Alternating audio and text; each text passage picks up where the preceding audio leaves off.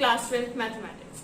Last session में हमने देखा रिलेशंस के बारे में, फंक्शंस के बारे में, टाइप्स ऑफ रिलेशंस के बारे में। आज हम उन्हीं के बेसिस पे कुछ क्वेश्चंस करेंगे। तो let's see the first question. हम यहाँ पर एक रिलेशन को डिफाइन कर रहे हैं a, b सच दैट, यहाँ पर हम एक कंडीशन देते हैं where a is less than or equal to b square, right, for every a, b belonging to real numbers. हम रियल नंबर्स को r से डिनोट करते हैं, पर यहाँ पे हमने रिलेशन r से करा है तो कंफ्यूजिंग हो जाएगा, इसलिए I have written down as real numbers. अब एक रिलेशन, इक्विवेलेंस रिलेशन कब होता है?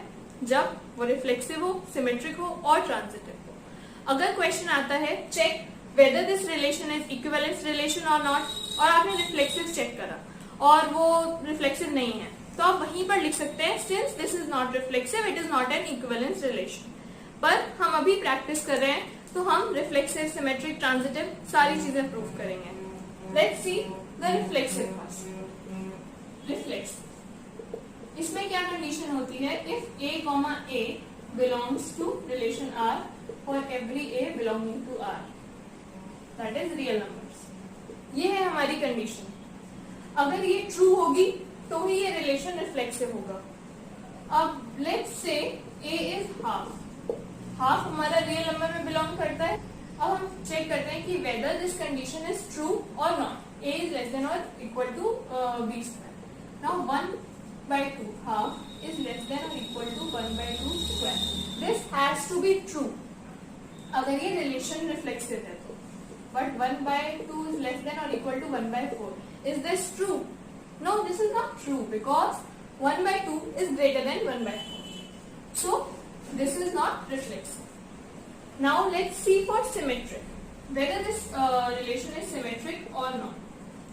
Symmetric की अगर आपको कंडीशन याद हो तो a, b बिलोंग करेगा अगर रिलेशन r में, और अगर हम उससे इम्प्लाई कर सकें कि b, a भी हमारा r में बिलोंग करता है, रिलेशन r में बिलोंग करता है, तो ही ये रिलेशन सिमेट्रिक होगा।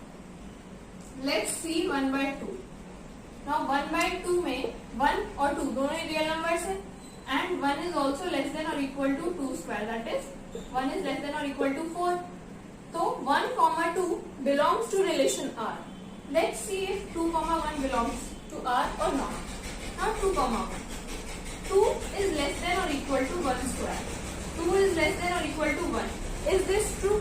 2 is less than or equal to 1? No, this is not true. So, this relation R is neither reflexive nor symmetric. Let's see for transitive.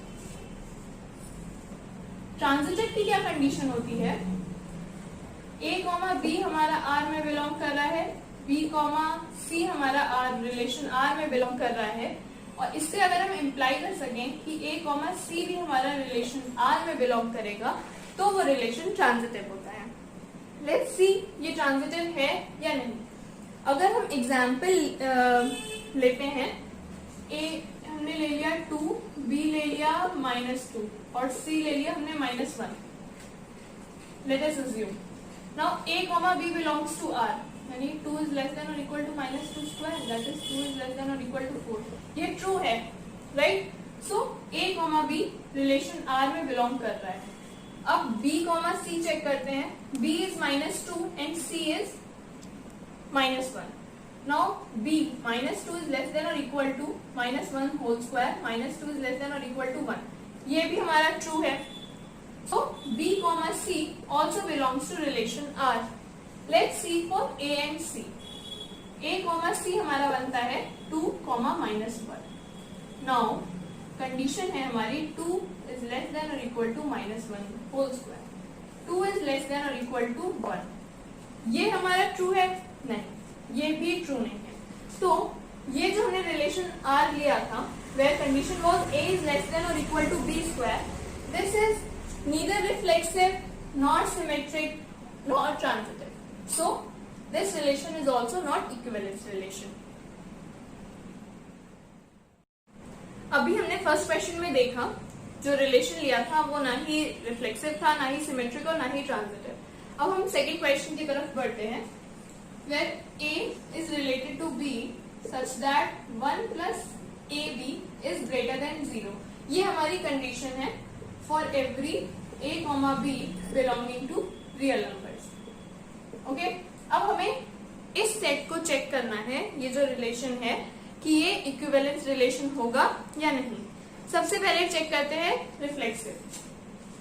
Reflexive जैसे कि अभी बताया, ये तभी ट्रू होगा if A, belongs to R for every A belonging to real numbers. अगर ये condition हमारी फुलफिल रहती है तो ही ये रिलेशन हमारा रिफ्लेक्सिव होगा. Let's check. अगर हम A, इस कंडीशन में रखते हैं तो हमें क्या मिलेगा? 1 plus A dot A greater than 0. That is 1 plus A square is greater than 0. अब A हमारा रियल नंबर है. ऐसा कुछ भी हो सकता है क्या कि A स्क्वायर लेस देन 0 या इक्वल टू 0 हो? ये कंडीशन तभी पॉसिबल है अगर A स्क्वायर हमारा -1 हो, तभी ये इक्वल टू 0 हो सकता है. लेकिन A हमारा -1 सिर्फ और सिर्फ इमेजिनरी नंबर I के वजह से हो सकता है, बट हमें A लेना है रियल नंबर. तो ये जो हमारी कंडीशन है ना, ये ट्रू रहेगी. Hence this relation is reflexive. हमने प्रूव कर दिया 1 plus A square greater than 0 for every A belonging to set of real numbers. Hence this is reflexive. Now let's check for symmetry. Let us assume A, B belongs to relation R.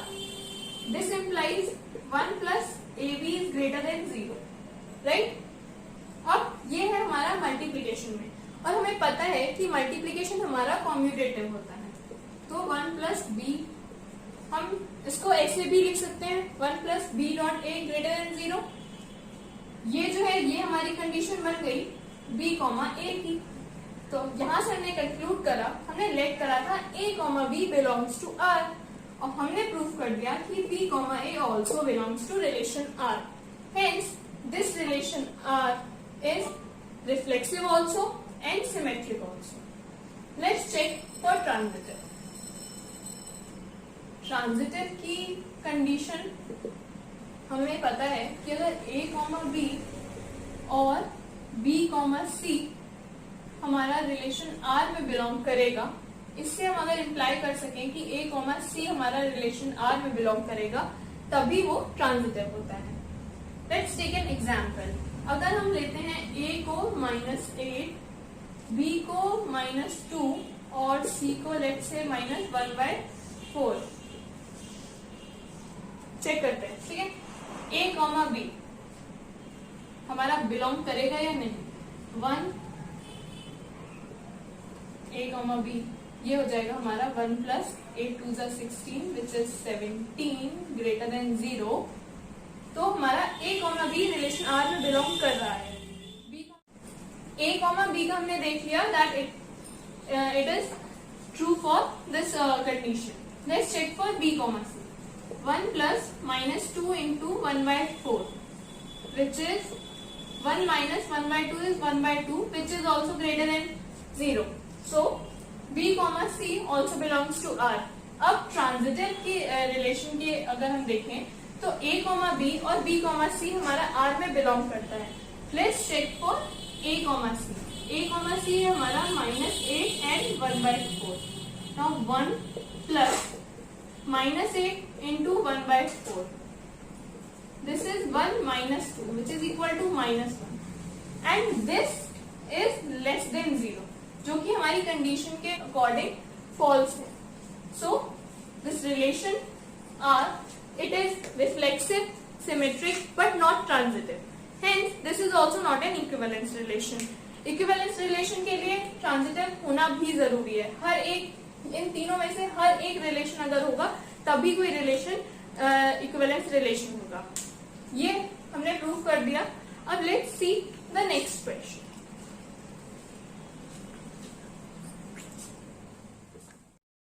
Let's see the third question. हम एक L set define करते हैं which is set of all the lines. अब हम एक relation R define करेंगे, R such that L1, L2 such that L1 is parallel to L2 for every L1, L2 belonging to L. अब L जो है वो हमारा एक ऐसा सेट है जिसमें सारी लाइंस बिलोंग करती है, और R हमने एक ऐसा रिलेशन लिया है जिसमें L1 should be parallel to L2. ये है हमारी गिवन कंडीशन. अब चेक करते हैं कि whether this is equivalence relation और नॉट. सबसे पहले हम करेंगे रिफ्लेक्स. एक लाइन है अगर suppose L1, this is line L1. क्या ये लाइन खुद के पैरेलल होगी? एक लाइन खुद के पैरेलल होगी? जरूर होगी, क्योंकि हर एक लाइन, एक मतलब कोई भी लाइन आप देखिए वो लाइन खुद के पैरेलल होती ही होती है, क्योंकि वो पूरा एक के ऊपर सुपर इम्पोज करेगी, और अगर वो सुपर इम्पोज कर रही है इसका मतलब वो पैरेलल है, राइट? सो हर एक लाइन अगर खुद के पैरेलल होगी, this implies L1 is parallel to L1 for every L1 belonging to L. हर एक लाइन जो सेट में है, और इससे हमारा प्रूफ होता है कि L1, L1 belongs to set R.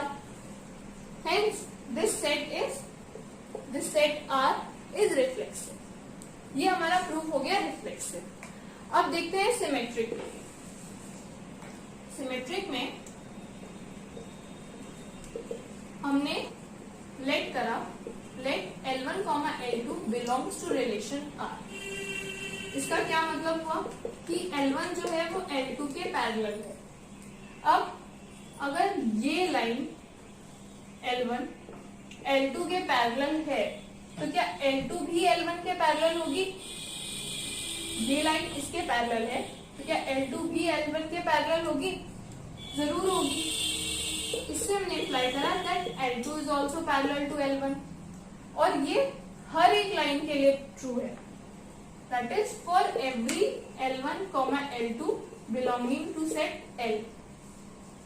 इससे हम अप्लाई करते हैं कि L2, L1 also belongs to relation R. तो ये रिलेशन हमारा रिफ्लेक्सिव है, सिमेट्रिक भी है. अब हम चेक करते हैं ट्रांजिटिविटी के लिए. Let's check for transitivity.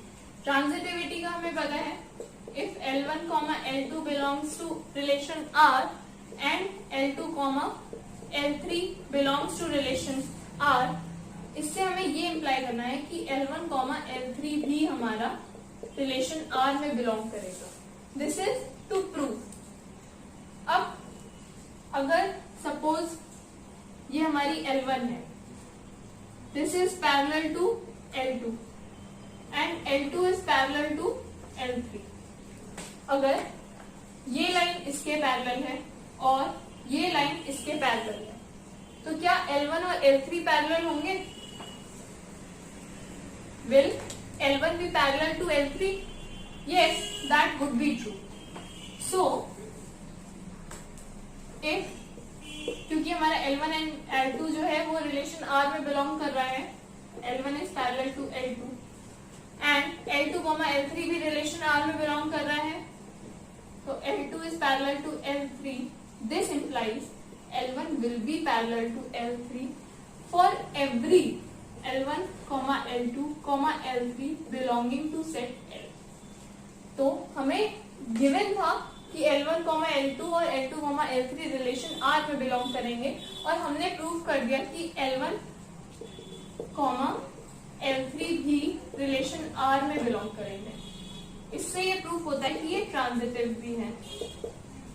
Now this relation R, this is reflexive also, symmetric also and transitive also. अब ये रिलेशन रिफ्लेक्सिव, सिमेट्रिक, ट्रांजिटिव अगर तीनों है तो ऑब्वियस सी चीज है, ये इक्विवेलेंस रिलेशन है. So we can say the relation R is our equivalence relation. Let's see the next question. Let R be any relation where A, B belongs to relation R such that modulus of a minus b is divisible by 5 for every a comma b belonging to real numbers. ये है हमारा relation R. अब हमें check करना है कि whether this would be an equivalence relation और not.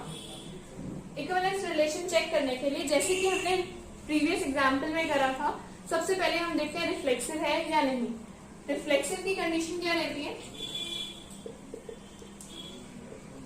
A comma A must belong to relation R for every A belonging to real numbers. ये कंडीशन अगर हमारी ट्रू होगी तो ही ये जो रिलेशन है वो रिफ्लेक्सिव होगा. अगर हम A comma A को सपोज करें कि वो R में बिलोंग करेगा तो देखते हैं कंडीशन का क्या रहता है. A minus A modulus, that is modulus of 0. Is 0 divisible by 5? Yes. So A comma A will belong to relation R. Hence this is reflexive. Reflexive check हो गया है. अब हम देखते हैं सिमेट्रिक के लिए. सिमेट्रिक में क्या करते थे हम? Let A comma B belongs to relation R. और हमें चेक करना है कि whether B comma A will belong to R or not. Now let's see A comma B belongs to relation R. इससे क्या होता है? A minus B is divisible by 5. ये हमने इससे कंक्लूड करा. अब ये है हमारा modulus. So this can be written as minus of this. और क्योंकि ये मॉडुलस है so this would be equal to B minus A.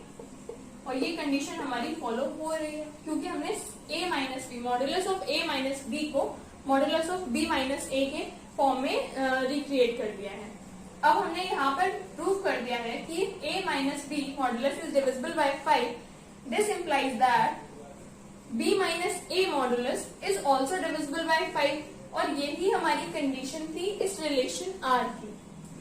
This implies B comma A will also belong to relation R. So शुरू करा हमने late से, prove कर दिया हमने B minus A belongs to R. Hence this relation R is also symmetric. हमने check कर लिया है that it is reflexive and it is symmetric. Let's see for the transitive.